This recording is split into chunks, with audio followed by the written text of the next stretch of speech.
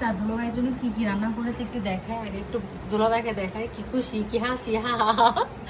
আচ্ছা দেখাই, এখানে হচ্ছে গিয়ে ডিম, টস ভাজি, তারপর হচ্ছে আবলের টস রান্নাও করেছে, এখানে হাঁসের মাংস আছে।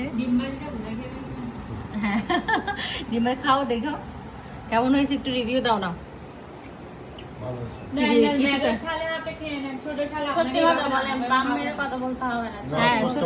ভালো হয়েছে, এমন পলির হাতে রান্না অনেক স্বাদ। কার রান্নার স্বাদ? আমার না ও রান্না?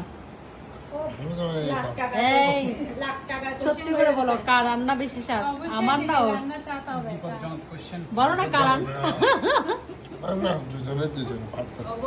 আচ্ছা কেউ আবার এতগুলো খাবার দেখে নজর দেবে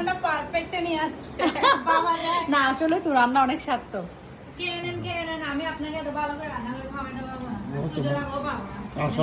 একমাত্র ওর জন্যই হাঁসের মাংস এনেছে, কারণ ও হাঁস খেতে পছন্দ করে। তোমার বাড়িতে যখন যাবো তুমি রান্না করার দরকার না, তুমি রেস্টুরেন্টে খাওয়া গেল না।